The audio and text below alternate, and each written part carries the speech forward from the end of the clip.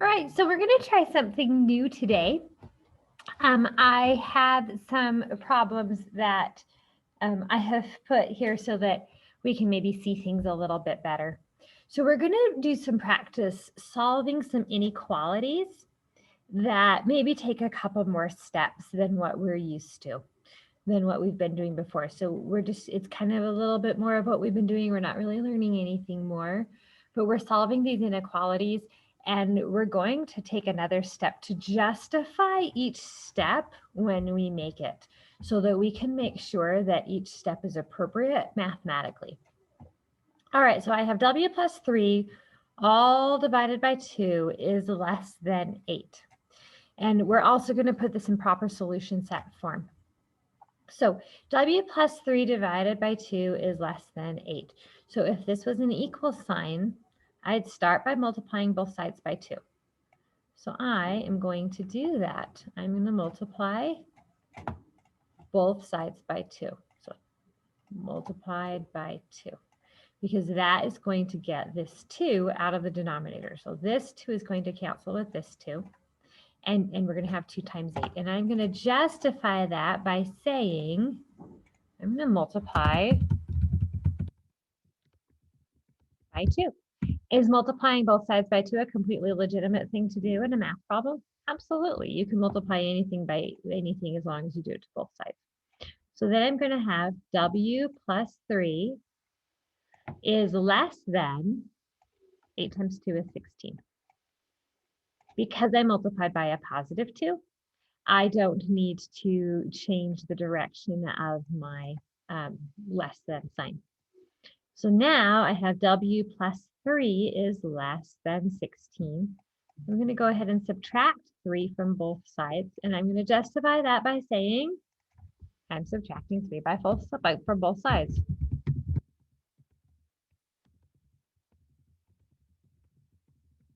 Subtracting 3 from both sides mathematically is a completely legitimate thing to do, and so we're good to go. So w ends up being, now subtracting 3, that's a negative number. But because I'm not multiplying by 3, I don't need to change the direction of my less than sign. I only need to do that when multiplying or dividing, not adding and subtracting. So we have 16 minus 3 is 13. So our solution is going to be the set of all the numbers that are w such that, this means such that w is less than 13. So with all of the numbers in the entire universe that exist, so that w is less than 13. And then I'm going to go ahead and circle my answer. This next one's going to be a little bit more complex, a little bit more happening there. Oh my goodness, where do we even start? I'm going to start by remembering PEMDAS, my order of operations. Order of operations is so important on a problem like this, okay? So the first thing I need to do is get rid of any parentheses and deal with anything that's happening inside of parentheses.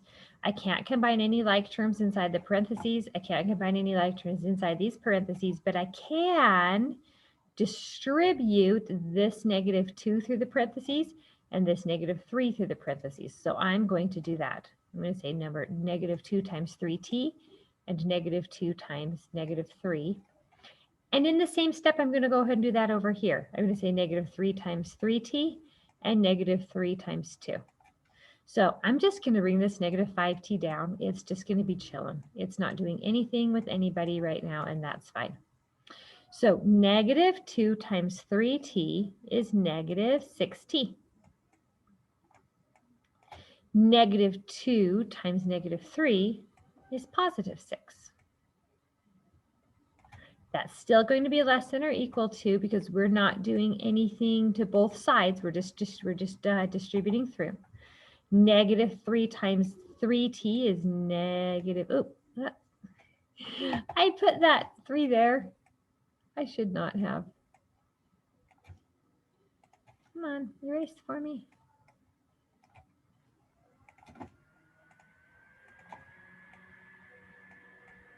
It is not erasing my little drawing there. There we go. I'm going to erase this one too. Okay, so I don't know why I put that 3 there. So negative 3 times 3t is negative 9t.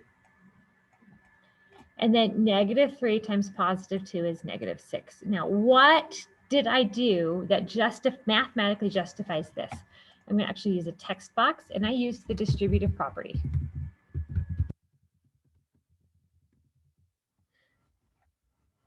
I use the distributive property on this,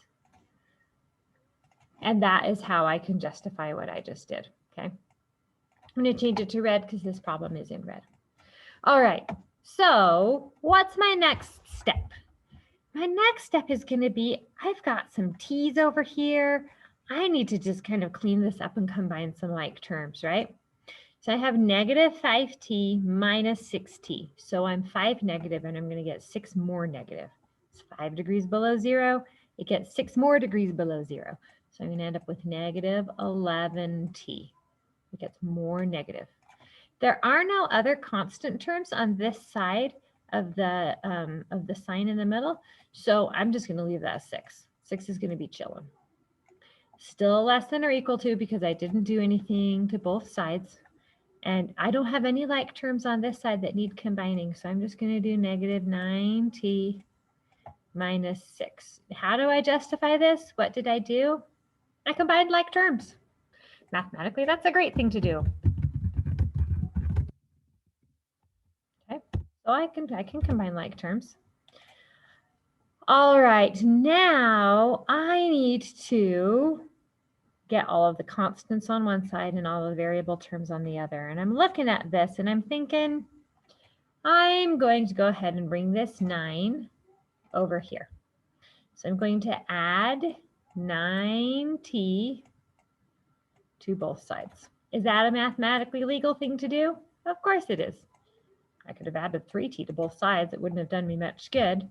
But mathematically, that's okay. So mathematically, I'm just adding 9t to both sides.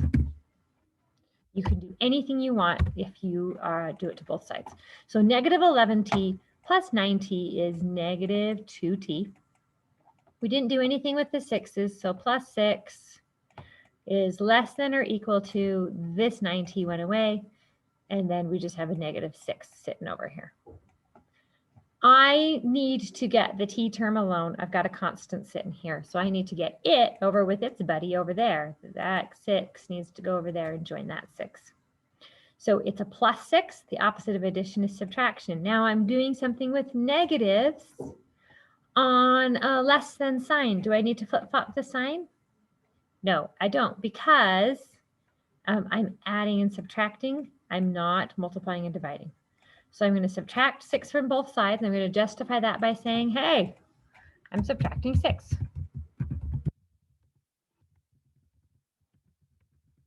Completely mathematically legal to subtract 6 from both sides. You can do whatever you want as long as you do it to both sides.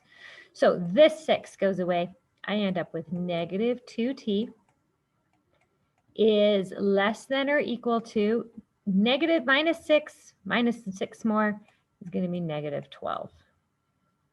All right, now I'm going to look at this. I have a negative 2 multiplied by a t. I really need to get this t alone. So the opposite of multiplication is division. So now I'm going to do divided by negative 2. Those two go away, so I end up with t on this side.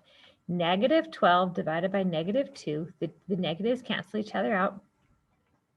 We've got a negative and a negative makes a positive. If you remember with the opposites, I have the opposite of a negative. Well, the opposite of a negative is a positive. And 12 divided by 2 is 6.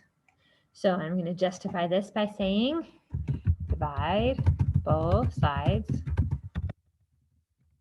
by negative 2. Again, I can do whatever I want to both sides. Now I've got this sign in the middle. What do I do with it? The equal stays the same. Because whatever we do, the equals always going to stay the same because the equals doesn't have directionality. But this less than sign does have directionality. And when I involve a negative, remember the negative means the opposite of. We have the opposite of negative 2 is positive 6. Well, the opposite of less than is greater than. I did an operator with I multiplied or I divided by a negative. In this case, I divided by a negative. So it makes the sign go opposite. That negative has effect on the sign in the middle. We just don't see it when it's an equal sign because the opposite of equals is equals, right? It doesn't have directionality. So we end up with t is greater than or equal to 6. Is there anything else we need to do? No. So the solution is the set of t such that t is greater than or equal to 6. It is all the numbers in the known universe that are greater than or equal to 6. All the rational numbers, all the irrational numbers, all the numbers so that t is greater than or equal to 6. Should we do some word problems? Let's do some word problems. 2 times the sum of a number and 4 is no more than 3 times the sum of a number and 7 decreased by 4. Holy Hannah, when you read that all together, it's a little bit overwhelming. So we're just taking it one at a time. 2 times, so 2 times something. I make myself some parentheses. Oh, let's do a different color. So we know it's a new problem. We'll do black on this one. 2 times something. 2 times 1. What? The sum of 2 things. A number. What do we want to call our number? I'm going to call it x, because why not? And 4. Sum of a number and 4. Okay. Is no more than. Okay, let's think about this. No more than. It's not going to be bigger than. If it's not bigger, it's less. Could it be equal to? Well, it's not bigger. It could be equal to, right? This is where we pretend that we're lawyers and we dissect these words. No more than just means it could be smaller, but it could be equal. We just know it's not bigger. 3 times, so 3 times something. 3 times what? The sum of the number, so the sum of the number. So we know it's the same number. Aren't we glad there's not more than one variable today? And 7, the number and 7. So 3 times the number and 7. And then that is decreased by 4. Okay, so we're going to have a couple steps. Remember our, I'm going to make this big up at the top, PEMDAS, right? PEMDAS says our order of operations, what we do first. And the firstity thing that we do first is this P. And we need to deal with the parentheses. So let's combine any like terms in the middle of the parentheses, and there are none. But now we need to deal with what's happening on the outside of the parentheses. So we need to distribute this 2 to that one and to that one.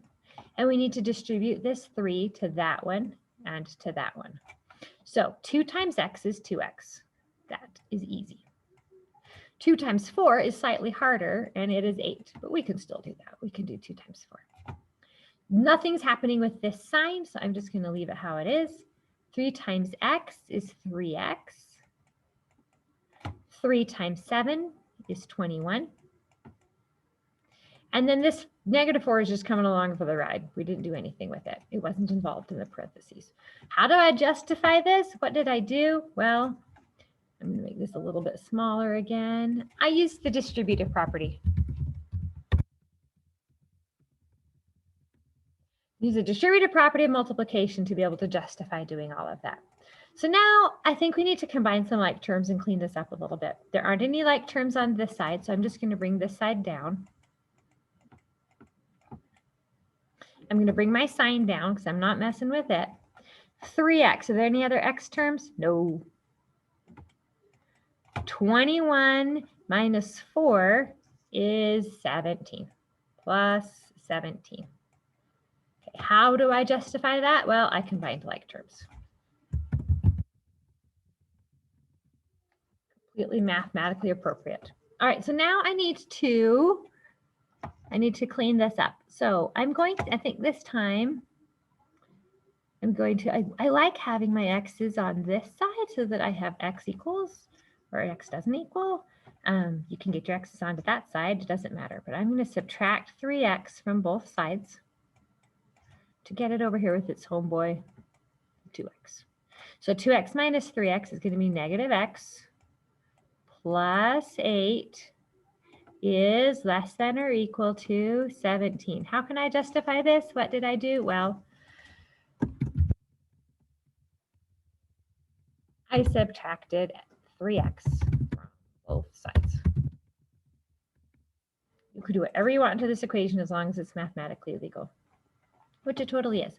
So now I need to get this x alone. It doesn't want to be with the 8. We practice mathematical segregation. So we're going to subtract 8 from both sides. So we end up with negative x equals, nope, is less than or equal to 17 minus 8 is 9. All right, so I have a negative x is less than or equal to 9. I don't want to know what negative x is or what the opposite of x is. I want to know what x is. I need to get rid of this negative sign. So I need to make it be the opposite. I need to make it positive. So I'm going to multiply both sides by -1 to change the sign. And I have to do it to both sides or else it's not going to be equal if I do it to both sides. So I'm going to multiply.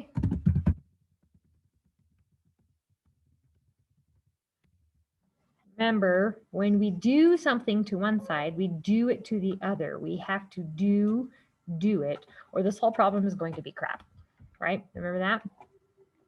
All right, so -1 times x is positive x. The opposite of negative x is positive x. The opposite of positive 9 is -9. And this -1 gives us the opposite of this sign. The opposite of less than or equal to is greater than or equal to. X is greater than or equal to 9. So our solution is, oh, that was terrible. Our solution is x such that x is greater than or equal to -9. Whatever x you have in the universe, if it's greater than or equal to -9, it is a solution for this equation, or this inequality. All right, last one. These get a little bit complex, but that's okay. Nabucco practices the violin at least 12 hours per week. Go Nabucco, go. Holy smokes. She practices for 3/4 of an hour each session. If Nabucco has already practiced 3 hours in 1 week, how many sessions remain to meet or exceed her weekly practice goal? Okay, so we're going to have to figure out a variable, and we're going to call our variable, let's call it P, okay? So P is how many hours she practices, okay? So she practices at least 12 hours a week. So however much she practices is going to be greater than or equal to 12. I bet she's pretty stinking good. She practices for 3/4 of an hour each session. So we know we're going to have 3/4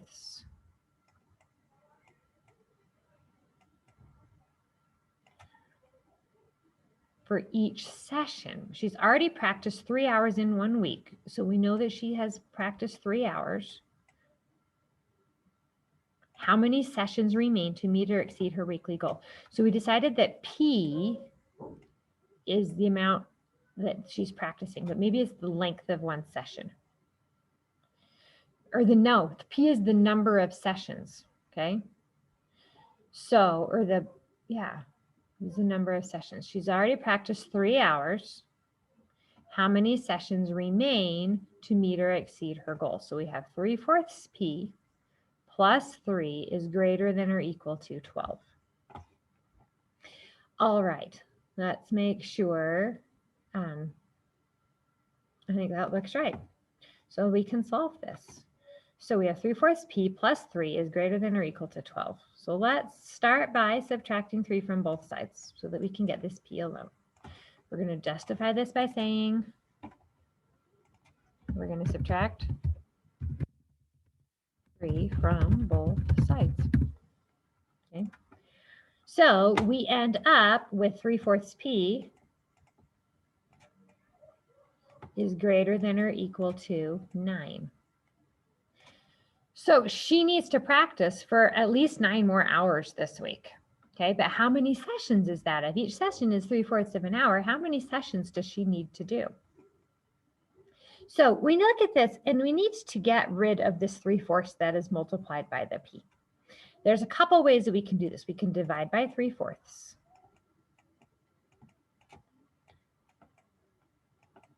Or we can multiply it by the multiplicative inverse, which is 4/3. And if you remember, when we divide by fractions, we end up multiplying by the inverse, by the reciprocal. So either way of looking at this works. I'm going to choose to multiply by the multiplicative inverse because that's kind of how I like to look at it. I find that it's a little bit easier to look at it that way, okay? Because I can cross cancel these. The 4's cancel and the 3's cancel, and I'm left with 1, okay? But I need to multiply both sides by the multiplicative inverse, 9 times 4/3. Because if I do it to one side, I need to do it to the other. You do it or it'll be crap. Multiply both sides by 4/3. All right, so we ended up with P. This is going to be her number of practice sessions that she still needs to do. P is greater than or equal to, now I multiplied by 4/3, but it was a positive 4/3, so the sign on this does not change. So 9 times 4 is 36, divided by 3. So P is greater than or equal to 36 divided by 3 is going to be 12. So I can justify that step by saying I'm simplifying 36. So she needs to have at least 12 more practice sessions. So she's practicing more than once a day. Like go Nabucco, go. Like that is how to get good, people, if you want to get good at the violin. So we went through quite a few of these. It's just a matter of following the steps. Oh, wait, that's not the solution. The solution is the set of P such that P is greater than or equal to 12.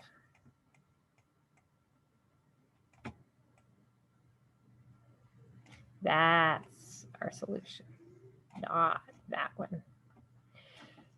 So these are very, very, very similar to solving equations with multiple steps. The only difference is that we need to be sure that you are watching the sign, the directionality of your greater than or equal to sign if you find yourself multiplying by a negative. That's really where it gets interesting, and I want you to be able to justify your steps this time so that we know that everything that you're doing is mathematically appropriate. Good luck, and let me know if you have any questions.